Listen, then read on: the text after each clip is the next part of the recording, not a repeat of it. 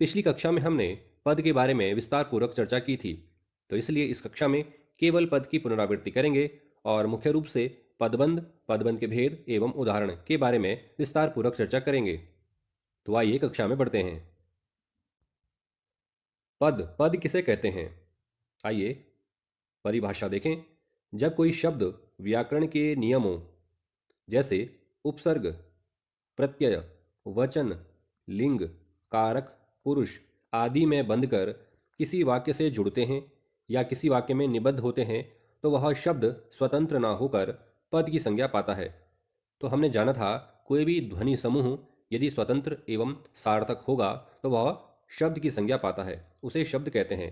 तो किसी भी ध्वनि समूह को या वर्ण समूह को जो कि स्वतंत्र हो और सार्थक हो उसको हम शब्द कहते हैं। और जब यही शब्द यानी ध्वनि समूह या वर्ण समूह किसी वाक्य से जुड़ते हैं, किसी वाक्य में निबद्ध हो जाते हैं, तो हम उन्हें पद कहते हैं।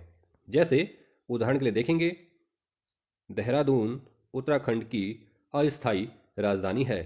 तो इसमें जितने भी शब्द हैं यानी ध्वनि समूह हैं, जैसे देहरादून उत्तराखंड की अस्थायी राजधानी है, ये सभी जितने भी ध्वनि समूह हैं ये सारे पद कहे जाएंगे, क्योंकि ये सारे शब्द वाक्य में जुड़ चुके हैं, वाक्य में निबद्ध हो चुके हैं नियमों के अनुसार। इसी प्रकार दूसरा उदाहरण है, हिंदी भाषा की लिपि देवनागरी है। तो इस वाक्य में भी हिंदी भाषा की लिपि देवनागरी और है, ये सभी ध्वनि समूह पद कहे जाएंगे, क्योंकि यह वाक्य में व्याकरण के नियमों के अनुसार जुड़ चुके हैं, निबद्ध हो चुके हैं। इसीलिए कहा गया है इन दोनों वाक्यों में सारे शब्द पद कहे जाएंगे। तो हमने समझ लिया कि कोई भी ध्वनि समूह या वर्ण समूह जो कि सार्थक एवं स्वतंत्र होगा, यदि वह व्याकरण के नियमों के अनुसार वाक्य में जुड़ेगा तो वह पद की संज्ञा पाएगा। अब हम बात करेंगे कि पद के कितने भेद होते हैं। तो पद के मुख्य रूप से 8 भेद होते हैं। पहला भेद है संज्ञा, दूसरा भेद है सर्वनाम, तीसरा भेद है क्रिया, चौथा भेद है विशेषण, पांचवा भेद है क्रिया विशेषण, छठवां भेद है संबंध बोधक, सातवां भेद है समुच्चय बोधक और आठवां भेद है विस्मयादि बोधक।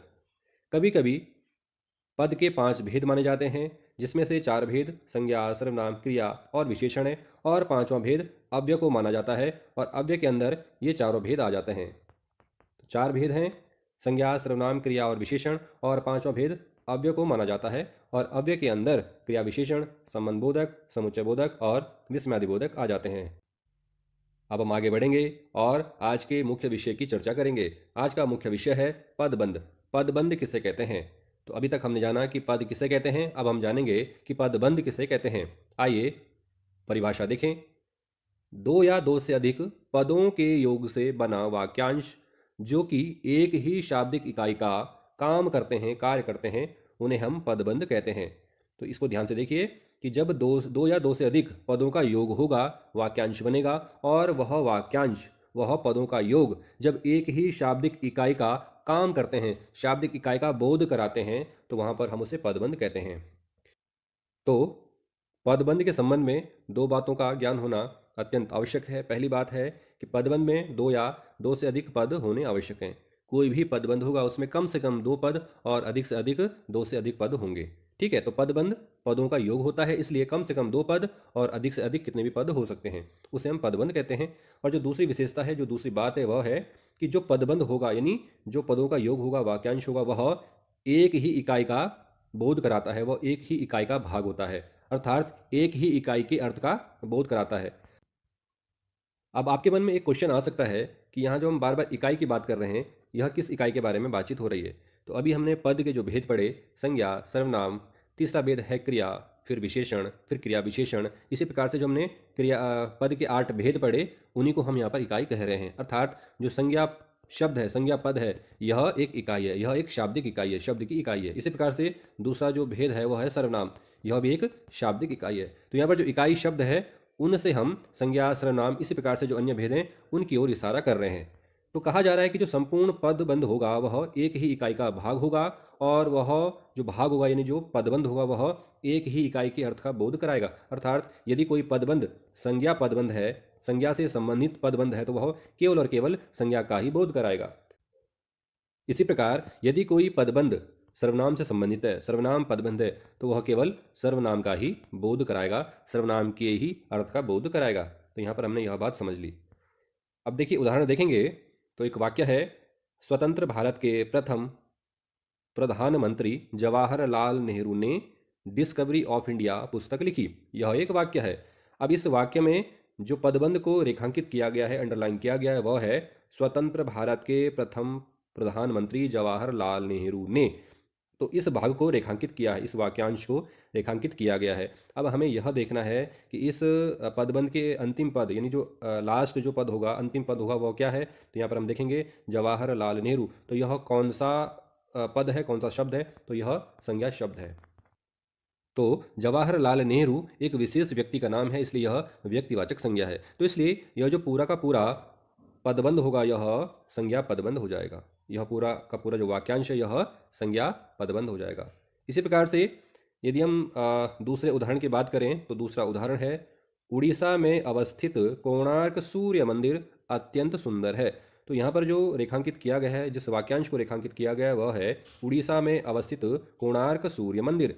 तो चूंकि सूर्य मंदिर यह भी संज्ञा पद है, संज्ञा शब्द है, इसलिए यह जो पूरा का पूरा पदबंध होगा यह संज्ञा पदबंध कहा जाएगा। तो हमने यहाँ पर ध्यान यह रखना है कि जो भी वाक्यांश रेखांकित होगा उसमें हमने यह देखना है कि अंतिम पद क्या है, संज्ञा है, सर्वनाम है, विशेषण है या है क्रिया। उसी के आधार पर जो पूरा पदबंध होता है, जो पूरा वाक्यांश होता है, उसका हम नामकरण करते हैं। तो पदबंध की परिभाषा जानकर हमें यह तो समझ में आ गया कि पदों के योग से बना जो वाक्यांश होता है उसको हम पदबंध कहते हैं, और यह पदबंध एक ही शाब्दिक इकाई का बोध कराता है, एक ही शाब्दिक इकाई के अर्थ का बोध कराता है। आइए अब आगे बढ़ते हैं और बात करते हैं पदबंध के कितने भेद होते हैं। तो यहाँ पर पदबंध के 5 भेद होते हैं, जिनमें पहला भेद है संज्ञा, दूसरा भेद है सर्वनाम, तीसरा भेद है क्रिया, चौथा भेद है विशेषण और पांचवा भेद है क्रिया विशेषण। ध्यान रखिएगा कि पदबंध में जो पद के अंतिम के 3 भेद हैं, जिसमें कि संबंध बोधक, समुच्चय बोधक और विस्मयादि बोधक ये भेद हैं, वह पदबंध के भेद नहीं होते हैं। पदबंध के 5 ही भेद होते हैं, संज्ञा, सर्वनाम, क्रिया विशेषण और क्रिया विशेषण। यहाँ पर ध्यान रखेंगे कि क्रिया विशेषण को अव्यय पदबंध भी कहते हैं, इसका एक दूसरा नाम है अव्यय। तो कभी कभी कहीं कहीं पर ऐसा आ सकता है कि अव्यय जो पदबंध है उसका एक अन्य नाम लिखिए, तो वहाँ पर आप लिखेंगे क्रिया विशेषण पदबंध। तो यहाँ पर हमने जाना कि पदबंध के 5 भेद होते हैं, संज्ञा, सर्वनाम, क्रिया विशेषण और क्रिया विशेषण, जबकि क्रिया विशेषण को एक अन्य नाम दिया हुआ है और वह है अव्यय, अव्यय पदबंध। अब इनके बारे में विस्तारपूर्वक चर्चा करेंगे। सबसे पहले बात करेंगे संज्ञा पदबंध। संज्ञा पदबंध किसे कहते हैं? परिभाषा देखिए, संज्ञा पद के स्थान पर प्रयुक्त होने वाला पद समूह संज्ञा पदबंध कहलाता है। तो जो पद समूह संज्ञा पद का बोध कराएगा या संज्ञा के अर्थ का बोध कराएगा वह पदबंध संज्ञा पदबंध कहलाता है। ठीक है, तो उदाहरण में आएंगे। पहला उदाहरण है, प्रदूषण पैदा करने वाले वाहनों को बंद किया जाना चाहिए। ये एक वाक्य है। इस वाक्य में जो रेखांकित पदबंध है, वाक्यांश है, वह है प्रदूषण पैदा करने वाले वाहनों। तो इस वाक्यांश को हम कह सकते हैं कि यह संज्ञा पदबंध है। क्यों? क्योंकि जो अंतिम पद है वाहनों, यह संज्ञा है, यह संज्ञा है, और इस संज्ञा पद की विशेषता बताने वाले पद हैं प्रदूषण पैदा करने वाले। चूंकि यहाँ पर वाहनों को भी अंडरलाइन किया हुआ है, रेखांकित किया हुआ है, इसलिए यह पूरा पदबंध, यह पूरा वाक्यांश संज्ञा पदबंध कहा जाएगा। ठीक है, दूसरा उदाहरण देखते हैं। राजा दशरथ के पुत्र राम ने रावण को मारा। अब यहाँ पर रेखांकित नहीं किया हुआ है, हमें खुद से करना पड़ेगा, तो हम रेखांकित कर सकते हैं। राजा दशरथ के पुत्र राम, राम जो ये राजा दशरथ के पुत्र राम, ये जो 5 पद हैं इनका हमने समूह बना लिया और पदबंध बन गया राजा दशरथ के पुत्र राम। अब चूंकि राम संज्ञा पद है, एक विशेष व्यक्तित्व का नाम है, इसलिए यह व्यक्तिवाचक संज्ञा हो जाता है। तो राजा दशरथ के पुत्र राम संज्ञा पदबंध हो गया। क्यों? क्योंकि जो राम शब्द है, राम पद है, इसका विस्तार है राजा दशरथ के पुत्र, यह इसका विस्तार हो जाता है। इसी प्रकार इसको हम संज्ञा पदबंध कहेंगे। क्या कहेंगे? संज्ञा पदबंध। अगला उदाहरण है, उसने जीवन भर की कमाई एक ही पल में नष्ट कर दी। अब इस वाक्य में जो रेखांकित पद है वह है उसने जीवन भर की कमाई। अब कमाई जो शब्द है यह यहाँ पर भाववाचक संज्ञा है। यह संज्ञा पद है। कौन सा भेद है संज्ञा का? तो भाववाचक है। और जो इसके आगे के जो पद हैं उसने जीवन भर की, यह कमाई शब्द का विस्तार हो जाता है। यहाँ पर कमाई शब्द का विस्तार कर दिया गया है, उसने जीवन भर की पद से, इन पदों से। तो उसने जीवन भर की कमाई, यह वाक्यांश बन गया, पदबंध बन गया। तो कौन सा पदबंध है? संज्ञा पदबंध है, क्योंकि यहाँ पर जो अंतिम पद है, अंतिम शब्द है, वह है कमाई, और कमाई शब्द यहाँ पर भाववाचक संज्ञा है। इसलिए ये पूरा पदबंध, पूरा वाक्यांश संज्ञा पदबंध हो जाता है। तो यहाँ पर आपको समझ में आ गया होगा। आगे बढ़ेंगे, अब हम बात करेंगे पदबंध के दूसरे भेद के बारे में, जिसका नाम है सर्वनाम पदबंध। सर्वनाम पदबंध किसे कहते हैं? आइए जानते हैं। सर्वनाम पद के स्थान पर प्रयुक्त होने वाला पद समूह सर्वनाम पदबंध कहलाता है। पदों का ऐसा समूह जो किसी सर्वनाम के बारे में बताए। तो जैसा कि हमने संज्ञा पदबंध के बारे में जाना था कि ऐसा पद समूह, ऐसा पदबंध या वाक्यांश जो संज्ञा का ही बोध कराए, उसको हम कहते हैं संज्ञा पदबंध। इसी प्रकार से जो पद समूह या वाक्यांश या पदबंध सर्वनाम के बारे में बताता है, सर्वनाम के अर्थ का ज्ञान कराता है, सर्वनाम का ज्ञान कराता है, उसे हम क्या कहते हैं? सर्वनाम पदबंध कहते हैं। आइए उदाहरण देखते हैं। पहला उदाहरण है, बड़ों की सेवा करने वाले तुम सचमुच सम्माननीय हो। तो यहाँ पर जो रेखांकित पदबंध है वह है बड़ों की सेवा करने वाले तुम। यह एक वाक्यांश बन गया। अब हमने ध्यान यह देना है कि जो तुम शब्द है वह क्या है? यह सर्वनाम है। यह क्या है? यह सर्वनाम है। इसको हम पुरुषवाचक सर्वनाम कह सकते हैं। ठीक है, तो यहाँ पर पुरुषवाचक सर्वनाम है तुम, और जो इसके आगे वाले पद हैं बड़ों की सेवा करने वाले, यह तुम शब्द का विस्तार हो जाता है। तो सर्वनाम का विस्तार हो जाता है, बड़ों की सेवा करने वाले, और तुम सर्वनाम शब्द हो गया, सर्वनाम पद हो गया। इसलिए यह पूरा का पूरा जो पद समूह है, जो पदबंध है, वाक्यांश, यह सर्वनाम पदबंध हो जाता है। दूसरा उदाहरण देखेंगे। शेर की तरह दहाड़ने वाले आप भीगी बिल्ली कैसे बन गए? तो यहाँ पर क्वेश्चन किया जा रहा है। तो यहाँ पर हम ध्यान देंगे कि जो पदबंध बन सकता है, सर्वनाम पदबंध, वो कौन सा बन सकता है? शेर की तरह दहाड़ने वाले आप। तो ये जो वाक्यांश है यह पद समूह है, पदबंध है, यह सर्वनाम पदबंध कहा जाएगा। क्यों? क्योंकि जो अंतिम पद है, जो लास्ट पद है, वह क्या है? आप, और आप यहाँ पर सर्वनाम है। आप यहाँ पर क्या है? सर्वनाम है। तो ध्यान देंगे कि जो पदबंध का अंतिम पद होगा वह क्या है? वह सर्वनाम है, वह संज्ञा है, या क्रिया है, या विशेषण है। उसके आधार पर आप ज्ञान कर सकते हैं कि जो पूरा पदबंध है, या वाक्यांश है, या पद समूह है, वह कौन सा पदबंध है। तो यहाँ पर चूंकि आप सर्वनाम है, इसलिए पूरा जो पदबंध है वह सर्वनाम पदबंध कहा जाएगा। अगला उदाहरण है, कल कल छल छल करने वाली वह नदी अब नहीं रही। तो जो रेखांकित वाक्यांश है वह है कल कल छल छल करने वाली वह। तो जो कि अंतिम जो पद है वह यहाँ पर सर्वनाम है। वह शब्द यहाँ पर क्या है? सर्वनाम है। इसलिए जो पदबंध है, जो वाक्यांश है, पद समूह, वह सर्वनाम पदबंध कहा जाएगा। इसी प्रकार से जो अगला उदाहरण है वह है, जो विद्यार्थी सच्ची मेहनत से कार्य करता है वह सफल अवश्य होता है। तो यहाँ पर जो सर्वनाम पदबंध है वह बन सकता है, जो विद्यार्थी सच्ची मेहनत से कार्य करता है वह। तो वह तक यहाँ पर सर्वनाम पदबंध होगा। क्यों? क्योंकि यहाँ पर वह क्या है? वह यहाँ पर सर्वनाम है। वह यहाँ पर सर्वनाम है। इसलिए चूंकि वह से पहले जितने भी पद हैं वह शब्द की विशेषता हो जाती है, या विस्तार हो जाता है। इसलिए ये पूरा का पूरा जो पदबंध होगा या वाक्यांश होगा वह सर्वनाम पदबंध कहा जाएगा। एक बार पुनः देखिए, हम पदबंध की पहचान कैसे करें, इसके लिए आपको ध्यान रखना होगा कि जो पदबंध का अंतिम पद है वह क्या है, वह पदबंध का कौन सा भेद है, या पद का कौन सा भेद है, उसके आधार पर आप संपूर्ण पदबंध की पहचान कर सकते हैं। ठीक है, आगे बढ़ेंगे और बात करेंगे पदबंध के तीसरे भेद के बारे में। इसका नाम है क्रिया पदबंध। परिभाषा देखेंगे। क्रिया के पद के स्थान पर प्रयुक्त होने वाला पद समूह क्रिया पदबंध कहलाता है। सेम। तो जिस भी पदबंध में जो भी पद होंगे वे क्रियापद होंगे, उनका समूह बनाया जाएगा, उसे हम क्रियापदबंध कहते हैं। अर्थात वाक्य में जितने भी क्रियापद होते हैं, अगर हम उनका समूह बना लेते हैं, उनको जोड़ लेते हैं, तो उसका एक बंध बन जाता है और उसे हम पदबंध कहते हैं। और वो कौन सा पदबंध होता है? तो वह क्रियापदबंध होता है। एक बार पुनः देखेंगे, क्रियापदबंध में जितने भी पद होंगे वे सभी क्रियापद होंगे। उदाहरण देखेंगे। पहला उदाहरण है, त्योहार में लोग सुबह ही नहा धोकर तैयार हो जाते हैं। तो इस उदाहरण में जो रेखांकित पद समूह है वह है नहा धोकर तैयार हो जाते हैं। तो यहाँ पर आप देख पा रहे होंगे, नहाना यह भी क्रिया है, धोना यह भी क्रिया है, तैयार होना यह भी क्रिया है, और जाना यह भी क्रिया है। तो इस पदबंध में 4 क्रियापद हैं, तो इसलिए इसका हमने समूह बना लिया, पदबंध हो गया ये। और ये कौन सा पदबंध हो गया? यह हो गया क्रिया पदबंध, क्योंकि इस पदबंध में सभी पद क्रियापद हैं। इसी प्रकार से जो अगला उदाहरण है वह है, जेम्स चुटकुला सुनकर हंसता रहा।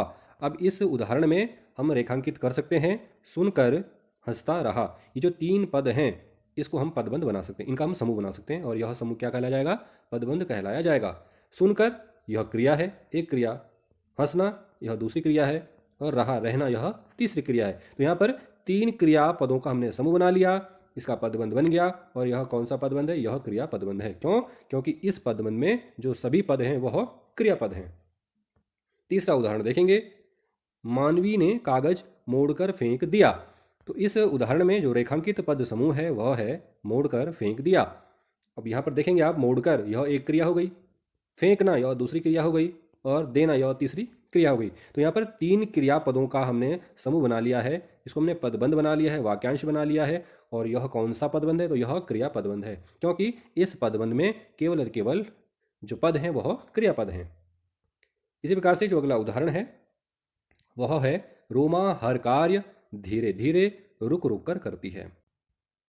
तो इस उदाहरण में जो हम रेखांकित करेंगे, जिस पद समूह को रेखांकित करेंगे वह है रुक रुक कर कार्य करती है। तो यहाँ पर रुकना एक क्रियापद हो गया, और करना दूसरा क्रियापद हो गया। तो यहाँ पर रुक रुक कर कार्य करती है, यह जो पद समूह है, पदबंध है, यह क्रियापदबंध हो गया। आगे बढ़ेंगे। पदबंध का जो अगला भेद है वह है विशेषण पदबंध। विशेषण किसे कहते हैं आप जानते ही हैं, जो शब्द संज्ञा या सर्वनाम की विशेषता बतलाते हैं उन शब्दों को हम विशेषण कहते हैं। और जब विशेषणों का हम समूह बना लेते हैं, जब हम उसका बंध बना लेते हैं, तो वह पदबंध विशेषण पदबंध कहलाया जाता है। परिभाषा देखेंगे, वह पद समूह जो विशेषण की तरह कार्य करे, अर्थात संज्ञा या सर्वनाम की विशेषता बतलाए, विशेषण पदबंध कहलाता है। तो विशेषण पदों का समूह विशेषण पदबंध कहलाया जाएगा। तो संज्ञा या सर्वनाम की विशेषता बताने वाले 2 या 2 से अधिक पदों का जब हम समूह बनाएंगे तो वह पद समूह अर्थात पदबंध विशेषण पदबंध कहलाया जाएगा। आइए उदाहरण में देखते हैं। पहला उदाहरण है, सुखद एवं मनमोहक चांदनी से आच्छादित, रात का सौंदर्य देखते ही बनता है। अब यहाँ पर जो संज्ञा पद है वह है रात। अब जो रात शब्द है इसकी विशेषता बतलाई जा रही है। क्या विशेषता है? सुखद एवं मनमोहक चांदनी से आच्छादित। तो ये जो पूरा पदबंध है, ये जो पूरा पद समूह है, यह विशेषण की तरह कार्य कर रहा है और यह रात शब्द की विशेषता बतला रहा है। इसलिए यह पूरा का पूरा पद समूह पदबंध विशेषण पदबंध कहलाया जाएगा। इसी प्रकार से जो अगला उदाहरण है वह है, मुझे एक सुंदर व सामाजिक उपन्यास पढ़ना है।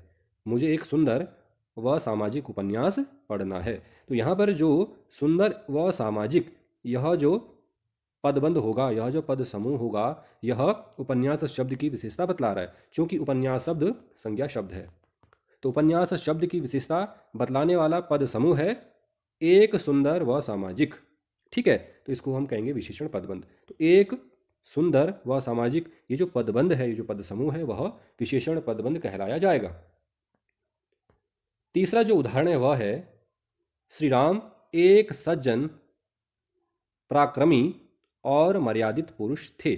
तो यहाँ पर जो रेखांकित पद है वह है एक सज्जन पराक्रमी और मर्यादित पुरुष। तो यहाँ पर ये जो विशेषता है, ये जितनी भी विशेषताएं हैं, सज्जन, पराक्रमी होना, मर्यादित होना, ये जितनी भी विशेषताएं हैं, यह श्री राम की विशेषता बतला रहा है। इसलिए एक सज्जन पराक्रमी और मर्यादित पुरुष थे, यह जो पदबंध है, पद समूह है, यह विशेषण पदबंध कहलाया जाएगा। अगला उदाहरण है, गुलाब के फूल जैसा शिशु का मुख किसे मुग्ध नहीं करता। तो यहाँ पर जो विशेषण पदबंध है वह है गुलाब के फूल जैसा। यह जो पद समूह है यह विशेषण पदबंध कहा जाएगा। क्यों? क्योंकि यह पदबंध या पद समूह शिशु का मुख, इसकी विशेषता बतला रहा है कि शिशु का मुख कैसा हो, तो गुलाब के फूल जैसा। ठीक है, तो पूरा जो वाक्य है वह है कि गुलाब के फूल जैसा शिशु का मुख किसे मुग्ध नहीं करता। ऐसा मुख जो गुलाब के जैसा हो वह किसे मुग्ध नहीं करता। तो इसलिए हम कह सकते हैं कि गुलाब के फूल जैसा, यह जो पद समूह है, पदबंध है, यह विशेषण पदबंध कहा जाएगा। आगे बढ़ेंगे। पदबंध का जो अंतिम भेद है वह है क्रिया विशेषण पदबंध, और इसे अव्यय पदबंध भी कहते हैं। अव्यय पदबंध देखते हैं किसे कहते हैं, क्रिया विशेषण पदबंध। तो वाक्य में क्रिया विशेषण को स्पष्ट करने वाले पद समूह क्रिया विशेषण पदबंध कहलाते हैं। तो वाक्य में जो भी पद समूह होगा जो कि क्रिया विशेषण का बोध कराएगा, क्रिया विशेषण के अर्थ का बोध कराएगा, उसे हम क्रिया विशेषण पदबंध कह सकते हैं। उदाहरण में देखेंगे। पहला उदाहरण है, वह सुबह से लेकर शाम तक पढ़ता रहा। अब देखेंगे, आप जानते ही हैं कि क्रिया की विशेषता बताने वाले शब्दों को हम क्रिया विशेषण कहते हैं। तो क्रिया विशेषण किसे कहते हैं? जो शब्द वाक्य की क्रिया की विशेषता बतलाए। तो यहाँ पर हम देखेंगे कि पढ़ता रहा, यह क्या है? यह वाक्य की क्रिया है, और इसकी विशेषता बताने वाले शब्द हैं सुबह से लेकर शाम तक। अब चूंकि यह एक से ज़्यादा पद हैं तो हमने इनका समूह बना लिया है, सुबह से लेकर शाम तक। अब यह पदबंध बन गया और इस पदबंध का नाम हो जाएगा क्रिया विशेषण पदबंध। क्यों? क्योंकि यह पदबंध पढ़ता रहा क्रिया की विशेषता बतला रहा है। अगला उदाहरण है, अरुणिमा धीरे धीरे चलती हुई वहां जा पहुंची। तो यहाँ पर आप ध्यान देंगे, जो रेखांकित पद समूह है, पदबंध है, वह है धीरे धीरे चलती हुई। चूंकि यह जा पहुंची इस शब्द की विशेषता बतला रहा है, यहाँ पर जा पहुंची क्रिया है, और क्रिया की विशेषता बतलाने वाला जो पद समूह है वह है धीरे धीरे चलती हुई। तो यह यहाँ पर क्रिया विशेषण पदबंध हो जाता है। इसी प्रकार से जब हम बात करेंगे अगले उदाहरण की, तो वह है, वह इंद्रधनुष देखने हेतु जल्दी जल्दी भागकर छत पर पहुंच गया। अब यहाँ पर ध्यान देंगे, जो वाक्य की क्रिया है वह है पहुंच गया। पहुंच गया यहाँ पर वाक्य की क्रिया है, और इस क्रियापद की विशेषता बतलाने वाला जो पद समूह है, पदबंध है, वह है जल्दी जल्दी भागकर छत पर। यह जो पदबंध है, पद समूह है, यह यहाँ पर क्रिया विशेषण पदबंध हो जाएगा। क्यों? क्योंकि यह पदबंध पद समूह पहुंच गया क्रिया की विशेषता बतला रहा है। तो इस प्रकार से यह क्रिया विशेषण पदबंध हो जाता है। तो अभी तक हमने पदबंध किसे कहते हैं इस बारे में जाना। पदबंध के कितने भेद होते हैं? संज्ञा पदबंध, सर्वनाम पदबंध, विशेषण पदबंध, फिर है क्रिया पदबंध और क्रिया विशेषण पदबंध। इन सभी के बारे में जाना और इनके उदाहरणों के बारे में भी जाना। अब हम बात करेंगे कि पदबंध से संबंधित कुछ महत्वपूर्ण बातें। आइए आगे बढ़ते हैं। तो अभी तक हमने पदबंध के बारे में जो भी पढ़ा, समझा, जाना, उसी के आधार पर कुछ आवश्यक बातें हैं जिनका ध्यान रखना बहुत आवश्यक है। उनमें से पहली बात है कि पदबंध पदों का समूह होता है। पदबंध किसे कहते हैं? जब हम पदों को जोड़ देते हैं, आपस में उनका समूह बना लेते हैं, बंध बना लेते हैं, तो हम उसे पदबंध कहते हैं। यहाँ पर ध्यान रखिएगा, पद के बारे में तो आप जानते ही हैं, और जो अगला शब्द है बंध, इसका मतलब है समूह, मतलब ग्रुप। समूह मतलब ग्रुप। तो एक ही इकाई का बोध कराने वाले या एक ही इकाई के अर्थ का बोध कराने वाले पदों का जब हम बंच बना लेते हैं, बंध बना लेते हैं, समूह बना लेते हैं, तो हम उसे पदबंध कहते हैं। जैसे उदाहरण में देखेंगे, वाक्य है, अयोध्या के राजकुमार राम वनवास चले गए। अब यदि हमसे कहा जाए कि आप इस वाक्य में पदबंध छांटिए, जो आपको लग रहा है पदबंध वो आप छांटिए, तो हम देखेंगे कि अयोध्या के राजकुमार राम, यह जो पद समूह है यह एक पदबंध हो गया। क्यों? क्योंकि यह पूरा का पूरा पदबंध एक ही इकाई के बारे में बात कर रहा है, और यहाँ पर जो मुख्य पद है वह है राम। राम यहाँ पर क्या है? संज्ञा पद है। राम यहाँ पर संज्ञा पद है। और जो अयोध्या के राजकुमार, यह जो पद है, अयोध्या और राजकुमार, ये जो दो पद हैं, यह भी जो राम शब्द है इसका ही विस्तार कर रहे हैं। तो यहाँ पर अयोध्या के राजकुमार राम, यह पूरा एक पदबंध हो जाता है। अब हमें यह छांटना है कि यह पदबंध कौन सा है, यानी कौन सा भेद है। तो हम देखेंगे कि जो अंतिम पद है वह है राम। राम चूंकि संज्ञा पद है, और यह जो अयोध्या के राजकुमार, यह जो है यह राम का विस्तार है, राम शब्द का विस्तार है, इसलिए यह पूरा जो पदबंध है वह संज्ञा पदबंध हो जाता है। इसी प्रकार से यदि हम देखें तो यहाँ पर चले गए, यह भी एक पदबंध हो सकता है। इसको हम कह सकते हैं क्रिया पदबंध। क्यों? क्योंकि यहाँ पर जो चले है वह एक क्रिया है और गए है यह दूसरी क्रिया है। हालांकि यदि देखा जाए तो चले गए जो क्रिया है, इनका अर्थ समान रूप से चलता है, एक ही इनका अर्थ है, समान अर्थ है, लेकिन हम कह सकते हैं कि चले गए यहाँ पर क्रिया पदबंध है। क्यों? क्योंकि यहाँ पर एक से अधिक क्रियापदों का समूह बनाया गया है। तो इस वाक्य में अयोध्या के राजकुमार राम और चले गए, यह दो पदबंध हैं। किस आधार पर? तो हमने कह दिया कि पदबंध में जो पदों का समूह बनेगा वह एक ही इकाई के अर्थ का बोध कराने वाले पदों का ही बनेगा। और जो इकाई शब्द है उसका मतलब है जो पद के जो भेद हैं या पदबंध के जो भेद हैं, जैसे कि पहला है संज्ञा, दूसरा है सर्वनाम, तीसरा है क्रिया, चौथा है विशेषण, और अंतिम जो भेद है वह है क्रिया विशेषण। तो इन्हीं को हम इकाई कहते हैं, इन्हीं को हम इकाई कह रहे हैं। तो यह 5 इकाई हो गई। तो जो भी पदबंध होगा वह या तो संज्ञा का ही बोध कराएगा, या फिर सर्वनाम का ही बोध कराएगा, या फिर वाक्य की क्रिया का ही बोध कराएगा, विशेषण का ही बोध कराएगा, या फिर क्रिया विशेषण का ही बोध कराएगा। ऐसा नहीं होना चाहिए कि एक पद संज्ञा हो, एक सर्वनाम हो और एक विशेषण हो, अब हमने इनको जोड़ लिया, पद समूह बना लिया और पदबंध बन गया। ऐसा नहीं होता है। पदबंध में जो पद समूह है यानी जो पद होते हैं वह एक ही इकाई के अर्थ का बोध कराने वाले होने चाहिए। अब जो दूसरी बात है जिसका हमें ध्यान रखना होता है, जो आवश्यक बात है वह है कि पदबंध एक ही इकाई का विस्तार होता है। जैसे कि हमने अभी बात की कि पदबंध में जितने भी पद होते हैं वह एक ही इकाई के होने चाहिए। इकाई का मतलब जो उसके भेद हैं, संज्ञा, सर्वनाम, क्रिया विशेषण और क्रिया विशेषण। तो यह जो दूसरी बात है यह भी हमें ध्यान रखनी है कि जब भी हम पदबंध बनाएंगे तो उस पदबंध में जितने भी पद होंगे वह एक ही इकाई का विस्तार होना चाहिए, एक ही इकाई के पद होने चाहिए। ठीक है। जैसे अयोध्या के राजकुमार राम, तो यहाँ पर हम देखेंगे कि जो राम है, जो राजकुमार है और जो अयोध्या है यह संज्ञा पद है, यह सारे संज्ञा पद हैं। इनमें से कोई भी पद आप देखेंगे तो सारे के सारे पद संज्ञा पद है। इसी प्रकार से चले गए, इन्हें दोनों में ही चले गए, ये दोनों ही पद क्रियापद हैं, इसलिए हमने इनका समूह बना लिया है, बंच बना लिया। ठीक है। तो ध्यान रखेंगे कि पदबंध में एक ही इकाई का विस्तार होता है। अगला जो बिंदु है वह है कि पदबंध की पहचान करनी हो यदि, तो हमें यह देखना पड़ेगा कि जो रेखांकित पदबंध है उसका अंतिम पद क्या है। जैसे मान लीजिए हमारे पास उदाहरण है, अच्छे आचरण करने वाला वह हमेशा आशीर्वाद पाता है। अब यदि हमें कह दिया कि भैया इस वाक्य में आप सर्वनाम पदबंध छांटिए, तो हमें देखना पड़ेगा कि इस वाक्य में जो सर्वनाम है वह कहाँ पर है। तो यहाँ पर जो वह पद है यह क्या है, सर्वनाम है, और इससे जो पहले जितने भी पद हैं, अच्छे आचरण करने वाला, यह इसका विस्तार हो जाता है। तो सर्वनाम पदबंध होगा अच्छे आचरण करने वाला वह, तो यहाँ पर क्या हो गया, यह सर्वनाम पदबंध हो गया। ठीक है। क्योंकि हमें अंतिम पद को देखना है, अंतिम शब्द को देखना है कि वह क्या है, वह संज्ञा है या सर्वनाम है या क्रिया है या विशेषण है या क्रिया विशेषण है। उसी के आधार पर जो पूरा बंद होता है, जो पूरा पदबंध होता है, पद समूह होता है, उसका नामकरण हम लोग करते हैं। तो यहाँ पर जो वह शब्द है यह क्या है, सर्वनाम है, इसीलिए ये जो पूरा पदबंध होगा यह क्या होगा, सर्वनाम पदबंध। मान लीजिए वह की जगह में कोई संज्ञा शब्द है, मान लीजिए यहाँ पर है सोमदत्त है यहाँ पर। ठीक है। मान लीजिए सोमदत्त यहाँ पर पद है, तो यहाँ पर जो वाक्य होगा, अच्छे आचरण करने वाला सोमदत्त हमेशा आशीर्वाद पाता है। ठीक है। तो अब जो इसमें पदबंध होगा वह संज्ञा पदबंध होगा। क्यों? क्योंकि जो अंडरलाइन होगा वह सोमदत्त तक होगा, अच्छे आचरण करने वाला सोमदत्त। ठीक है। तो चूंकि सोमदत्त क्या है, संज्ञा पद है, और इस संज्ञा पद का विस्तार जो है वह है अच्छे आचरण करने वाला, तो इसलिए सोमदत्त तक अगर रेखांकित होगा तो वह संज्ञा पदबंध हो जाएगा। क्योंकि जो अंतिम पद है वह क्या है, वो संज्ञा है, इसलिए पूरा पदबंध संज्ञा पदबंध हो जाएगा। ठीक है।